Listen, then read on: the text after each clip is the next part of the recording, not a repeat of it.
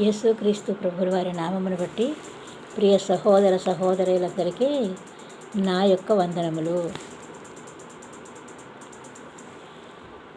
మానవుని ముక్తి సాధనకై దేవుని అద్భుతమైన ప్రణాళికను మీతో ముచ్చటించుకుందామని ఈ చిన్ని వీడియో చేస్తున్నాను. ప్రియ స్నేహితులారా, సర్వ జగత్తునకు వెలుగు ఆయన వెలుగై ఉన్నాడు. ఆయన సంబంధులమైన మనము కూడా వెలుగు సంబంధమై ఉన్నాము. ఇది బైబిల్ పరంగా మనం చూసినట్టయితే బైబిల్ దేవుని వాక్యము, నిత్యమైన సత్యము, జగత్ సృష్టి, దైవము పట్ల మానవుని నిరాదరణ, ఆ పాపము చే మానవుని ఆవేశించిన హాని, ఇందులో గల అంశములు. అంతేకాక పాప విముక్తికై తగు ప్రణాళికలను సిద్ధం చేయుటలో దేవునికి మానవునిపై గల ప్రేమను గురించి ఇది తెలుపును. లోకములోనొక రక్షకుడు ఉద్భవించి మానవుని పాపముల కొరకై అతడు మరణించి మానవుని ముక్తి కొరకై పునరుత్థానమును చెందుట ముందు ప్రస్తావించుచున్నది. ఈ సందేశమును నమ్మిన వారు పాపముల నుండి క్షమాభిక్షను, మనశ్శాంతిని, సర్వమానవ ప్రేమను, పాప నిరోధకత్వమును, సదాయుష్యముపై సజీవమైన నమ్మికను కలిగి ఉందురు. మరి దేవుని అద్భుత సృష్టి కదా ఇది. దేవుడు ఎల్లప్పుడూ సర్వజగత్కర్త అయి ఉన్నాడు. ఆయన సృష్టికర్త. అతడు సర్వవ్యాపియు, సర్వసమర్థుడును, సర్వజ్ఞుడునై ఉన్నాడు. అతడు మహిమచే సర్వమును సృజింపబడెను. దేవుడు ఈ భూమిని సృజించి దాని నీటితో కప్పెను. ఆపైన అతడు ఆరిన భూమి అగుగాక అని అతడు పలుకగా ఆరిన భూమి అగుపడెను. అతడు పర్వతములను, లోయలను సృజించి వారిని గడ్డితో, అందమైన పుష్పములతో, పలు రకములైన వృక్షములతో కప్పెను.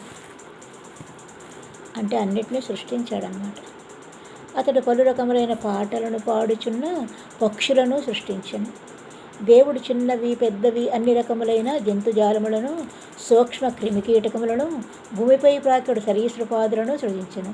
అతడు సరస్సులను, సాగరములను, అందు నివసించు సమస్త ప్రాణికోటిని సృజించెను. అతడు సమస్త జాతుల మానవులు నివసించుటకై తగిన భూఖండములను సృష్టించెను. అతడు వెలుగును, వేడిని ఇచ్చుటకై సూర్యుని సృజించెను. రాత్రి యందు వెలుగునిచ్చుటకై చంద్రుని సృజించెను. ఆకాశమంతయు మినుకుమను అందమైన తారలతోనతడు నింపెను. చివరికి భూరజముతోనతడు మానవుని చేసి అతని ముక్కురంధ్రములలో ప్రాణవాయువు నూదెను. అట్లు మానవుడు సజీవుడయ్యను. ఆ మానవునికతడు ఆదాము అని పేరు పెట్టాను. ఆదామునకు సహాయము కావాలని దేవుడు గ్రహించెను. అందుచే ఆదామును దేవుడు గాఢనిద్రలో నుంచి ఆదాము ప్రక్కటెముకను తీసుకొని స్త్రీని అంటే హవ్వను సృజించెను. ఆదాము హవ్వను ప్రేమించుచుండెను, హవ్వ కూడా ఆదామును ప్రేమించెను. ఇది దేవుని ప్రణాళికలో ఒక భాగం. వారు మధురమైన అన్యోన్య సాహచర్యమును కలిగి ఉండేది. ఇదియే కుటుంబమునకు దేవుని ఏర్పాటుగా ఉండెను. కుటుంబ జీవనము సమాజానికి మంచి ఆరోగ్యదాయకమైనది. ఇట్లు దేవుడు సమస్తమును 6 దినములలో సృజించి 7వ దినమున విశ్రాంతి తీసుకొనెను. అతడు నిర్మించిన సమస్తమును చూచి ఆహా, ఎంత ప్రశస్తముగానున్నది అన్నట్లు అతడు గమనించెను. అందుచే 7వ దినమున అతడు దీవించి ఇది విశ్రాంతి దినముగా మానవునికి ప్రసాదించెను. ఆ రోజు మనం ఏ పని చేయకుండా చక్కగా దేవుణ్ణి ఆరాధిస్తూ ఉంటే దేవునికి ఇష్టం. బైబిలు భ్రష్టుడైన దేవదూత అనగా సాతానుని గురించి తెలుపుచు స్వర్గము నుండి వెలివేయబడిన అతడే సర్వదుష్టత్వమునకు మూలము. అతని వల్లనే దుఃఖము, ఆయాసము, అనారోగ్యము, మరణము ఈ ప్రపంచంలో ప్రవేశించింది. దుఃఖకరమైన పాపము యొక్క ఆవిర్భావం. దేవుడు ఆదాము హవ్వలకు ప్రేమించిన దేవుడు ఆదాము హవ్వలను తను సృష్టించుకున్న వారిని తను ప్రేమించాడు. వారునుటకై ఏదేను అను అందమైన ఒక ఉద్యానవనమును నిర్మించెను. ఆదాము ఈ వన రక్షకుడుగా నుండెను. ఈ ఉద్యానవనములో వారు తిండికై పలు రకముల పండ్లు, కూరగాయలు ఉండెను. అందులో మంచి చెడు తెలివినిచ్చేటటువంటి ఒక చెట్టు అనే మంచి తెలివినిచ్చే మంచి చెడు వివేకములను తెలివిచాటనిచ్చే ఒక వృక్షము కూడా అందులో ఉంచాడు దేవుడు ఆ చెట్టు ఫలములు తినచో మరణము కలుగునని వారిని తినకూడదని ఆదామునకు చెప్పాను. కానీ ఒకనాడు సాతాను వచ్చి హవ్వకు ఒక అబద్ధమని చెప్పాను. అతడు నేను మీరు చావనే చావరు. ఎంత అందమైన మాటలు, చక్కగా చెప్తారు ఇలాంటి మాటలు. మీరు మంచి చెడ్డ తెలిసిన వారే దేవతల వలె ఉందురు. ఎంత గొప్పగా చెప్పారండి. ఆదికాండం 3 అధ్యాయంలో 4-5 ఈ విషయం మనం చూడవచ్చు. ఆమె ఆ అందమైన వృక్షఫలములను చూచి అది భక్ష్యయోగ్యము విజ్ఞానప్రదమైనదని తలంచి దానిని తాను తీసుకొని ఆదామునకు కూడా ఇచ్చెను. వారిరువురును ఆ ఫలమును తినిరి. తక్షణమే అపరాధ భావం కూడా వారికి కలిగింది. తప్పు చేశారు కదా, అపరాధ భావం కలిగింది. మరి వారి హృదయములను ఆ అపరాధ భావం ఆవేశించినది. అట్టి భావము వారిలో ముందెన్నడనూ లేకుండెను. తప్పు చేయకముందు అపరాధ భావం ఉండదు కదా. అందరూ కలిసిమెలిసి దేవునితో ఆడుతూ పాడుతూ సరదాగా నవ్వుతూ తుళ్ళుతూ గడిపినారు. ఎప్పుడైతే తప్పు చేశారో వాళ్ళకి అపరాధ భావం కలిగింది. దైవాజ్ఞ ధిక్కారమునకు వారు సిగ్గు చెందిరి. దేవుని సమక్షంలో ఉండటకు వారు భయపడిరి. అందుకే వారు ఆ ఉద్యానవనములోని వృక్షముల మధ్య దాగికొనిరి. దినమందలి ఒక ప్రశాంత సమయమున మీరెక్కడ నుండిరని దేవుడు వారిని పిలిచెను. వారు దేవుని నుండి దాగలేకపోయిరి. అతని సమక్షమునకు వచ్చి తాము తప్పిదమును ఒప్పుకొనిరి. తప్పు ఒప్పుకొని పాపములను ఒప్పుకొని విడిచిపెట్టుట మంచిదని దేవుడు మనకి సెలవిచ్చి ఉన్నాడు. దైవాజ్ఞ ధిక్కారం ఎంత పాపయుక్తమో దేవుడు వారికి తెలియజేశాను. అందుకు వారు శిక్షను అనుభవించాలి. తప్పు చేశారు కదా, పాపం చేశారు కదా, అనుభవించమని దేవుడు కూడా చెప్పాడు. ఇప్పుడు వారి జీవితంలో బాధను ప్రయాసను అనుభవయోగ్యమైపోయింది. జీవనార్థమై వారు ఇంకా ప్రయాసపడాలి, శ్రమించాలి.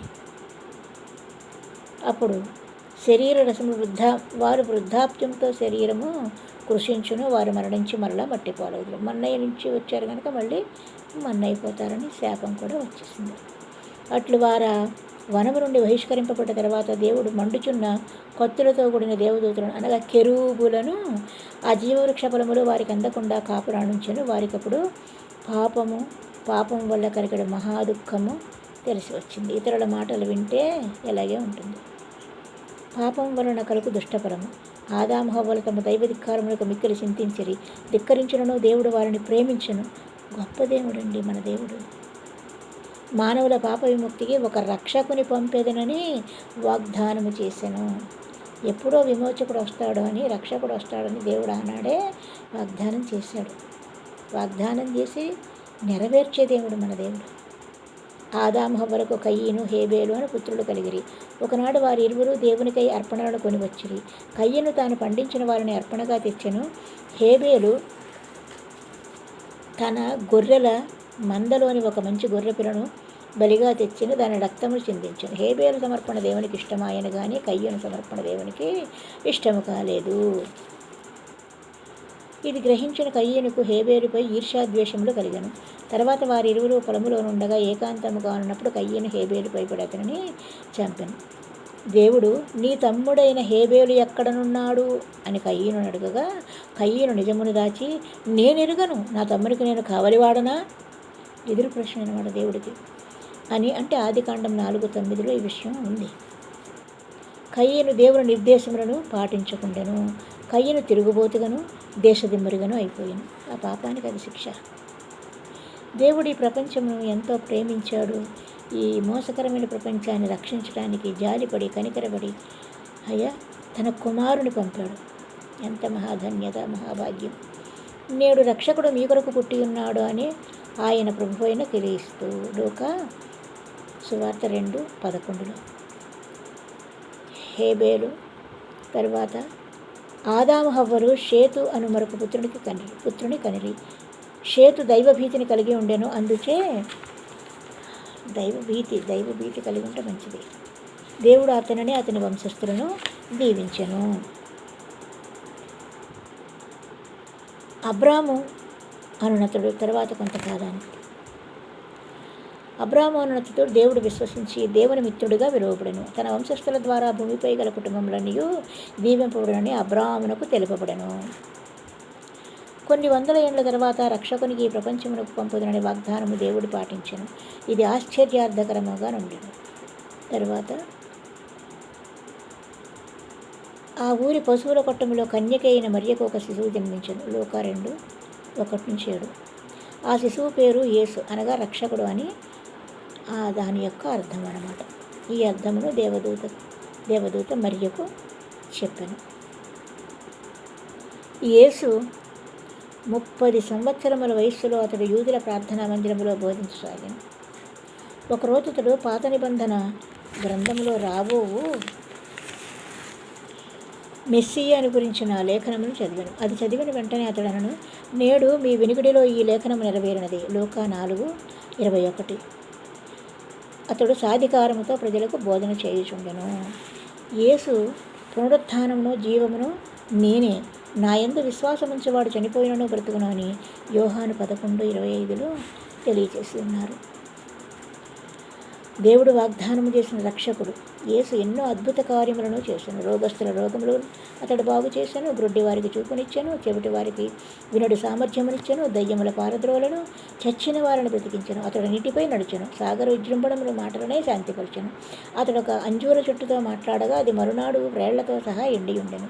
2 రొట్టె ముక్కలు చేపలలో అతడు 5,000 మంది కంటే ఎక్కువ మందికి భోజనం పెట్టాను. వారందరూ తిన్న తర్వాత కూడా 12 బుట్టల నిండా ఇంకను మిగిలి ఎత్తబడను. అది ఆయన దేవుడు సృష్టికర్త కనుక ఏదైనా చేయగల సమర్థుడు.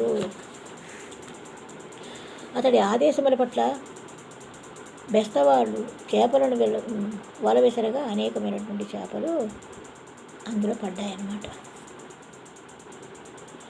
యేసు ఆ ఊరిలోనున్నప్పుడు ప్రయాణం చేయుచున్నప్పుడు ఎందరో జనులు అతను వెంబడింపిరి. అతని ఉదార వాక్యములు, కృప, భూతదయ, అద్భుత కార్యములు ప్రజలకు అనుగ్రహింపబడినవి. యేసు, మీకు స్థలము సిద్ధపరచడానికి నేను వెళ్ళుచున్నాను.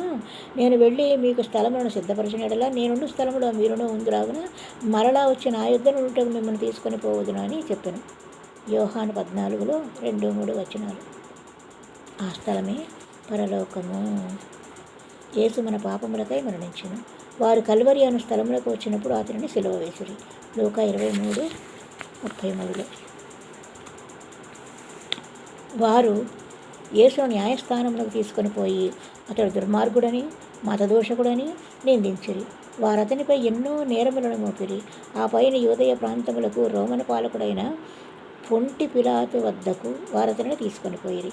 పిలాతు అతని ఎందేమీ అపరాధము లేదని అతనిని విడిచిపెట్టదలిచాడు. కానీ అతని మీద నిందించిన వారు గుంపులుగా ఏర్పడి కోపగ్రస్తులై సిలువ వేయండి అతనిని అని అరవడం మొదలెట్టారనమాట. ఆ కోపావేశం చూసిన పిలాతు వారికి లొంగిపోయి యేసును వారికి అప్పగించాను. వారు యేసును తీసుకొని పోయి అతని తలపైన ఒక ముండ్ల కిరీటమును పెట్టి, ఇదిగో రాజని అతనికి ముద్ర వేసిరి. అతని ముఖముకై ఉమ్మి వేసిరి. దారుణముగా కొట్టిరి. చివరికి అతనిని సిలువపై గట్టి మరణింపజేసిరి.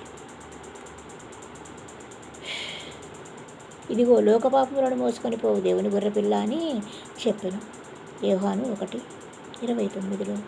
దేవుడు లోకమును ఎంతో ప్రేమించిన కాగా ఆయన తన అద్వితీయ కుమారునిగా పుట్టిన వాని యందు విశ్వాసముంచు ప్రతివాడును నశింపక నిత్య జీవమును పొందినట్లు ఆయనను అనుగ్రహించను. యోహాను 3:16.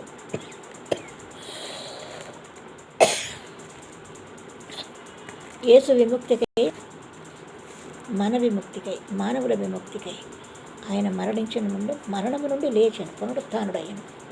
ఆయన ఇక్కడ లేడు, తాను చెప్పినట్టే ఆయన లేచి ఉన్నాడు, రండి ఆయన పరుండిన స్థలమును చూడమని మత్తయి 28:6 మనకి ఆయన తెలిసి ఉన్నది. ఆయన లేరు అక్కడ, ఎందుకంటే పునరుత్థానం చెందారు కదా, లేచారు, మళ్ళీ తిరిగి బ్రతికారు. సజీవుడైన వారిని మీరు ఎందుకు మృతులలో వెతుకుచున్నారు, ఆయన ఇక్కడ లేడు అని ఆయన లేచి ఉన్నాడు. లూకా 24:5-6. కానీ మృతుల నుండి యేసు లేచిన దినము ఒక గొప్ప చారిత్రక దినము. ఆ రోజు మానవ విముక్తికై దేవుని యొక్క అద్భుతమైన పథకము సమాప్తమాయను. యేసు యొక్క మరణము, ప్రత్యుత్థానము అంటే పునరుత్థానమును నమ్మిన వారికి ఈ యొక్క పథకం, ఈ యొక్క ప్లాన్, ఈ యొక్క దేవుని ప్రణాళిక మనఃపరివర్తనమును కలిగించును. కాగా ఎవడైనానో క్రీస్తునందున ఎడల వాడు నూతన సృష్టి, పాత విగదించును, ఇదిగో క్రొత్త వాయును. 2 కొరింథీయులకి రాసిన పత్రికలో 5:17 వచ్చిన. అందుచే హృదయములందు యేసును అంగీకరించి జీవితాంతము అతనికి విధేయతలై ఉన్న వారు పునరుత్థానమును పొంది పరలోకమందు నివసింతురు. నేను జీవించుచున్నాను కనుక మీరును జీవింతురు. యోహాను 14:19. ఎందుకంటే మరి ఎవని వలన రక్షణ కలుగదు, ఇది సత్యం. ఈ నామమున, కేవలం యేసుక్రీస్తు వారి నామమున మాత్రమే మనం రక్షణ పొందవలను. కానీ ఆకాశము క్రింద మనుష్యులలో ఇయ్యబడిన మరి ఏ నామమున రక్షణ పొందలేము. అపోస్తలుల కార్యములు 4:12. ఆలస్యము చేయకుండా ప్రియ స్నేహితులారా, ఈ యొక్క చిన్న మాటను నమ్మి మరి ప్రభువుని అంగీకరించి బాప్తిస్వం తీసుకుని రక్షణ పొంది వారి కుటుంబంలో చేర్చబడితే, నమ్మి బాప్తిస్వం పొందేవాడు రక్షించబడను, నమ్మని వానికి శిక్షావిధి అని ప్రభువే చెప్పి ఉన్నారు. కనుక అందరూ కూడా నమ్మి ఆయన రక్షణలో, ఆయన కుటుంబంలో చేర్చబడి ఇప్పుడు పరలోక రాజ్యంలోకి మరి పరిశుద్ధులను తీసుకుని వెళ్ళడానికి సమయం ఆసన్నమైనది. ఇంక ప్రభువు రాకడ సమీపముగా, అతి సమీపముగా, చాలా సమీపముగా ఉన్నది. ప్రియులారా, మీరు కూడా ఆయన నమ్ముకుని ఆయన వెంబడిస్తే ఈ పాప శిక్ష నుంచి, నరకం అనేటటువంటి చీకటి విలము నుంచి, మరి నిత్య నరకాగ్ని అనే 2వ మరణం నుంచి తప్పించుకొని యేసుక్రీస్తు ప్రభువుల వారి మరి పరలోకములో మరి ఆయన సామ్రాజ్యంలో మనం పాలు పంపులు కలిగి ఉండే ఆనక 1000 సంవత్సరములు ఆయనతో కలిసి సకల దూతలతో కలిసి మనం ఈ లోకంలోకి వచ్చి మరి ఆయన సామ్రాజ్యంలో మనము కూడా ఉంటాము. మరి మీకు ఇష్టమైతే సమస్తము చెప్పితేనే ఈ చిన్ని జ్ఞానముతో, నాకు తెలిసిన జ్ఞానము, నేను అనుభవించి తెలుసుకున్న జ్ఞానము మరి మీకు తెలియపరచవలనని చెప్పి ఉన్నాను. మీకు ఇష్టమైతే అంగీకరిస్తే మీరు, నేను అందరము కలిసి ఆయన చేయెత్తబడే పరిశుద్ధుల సంఘములో ఉందుముగాక. ఆమేన్. Praise the lord.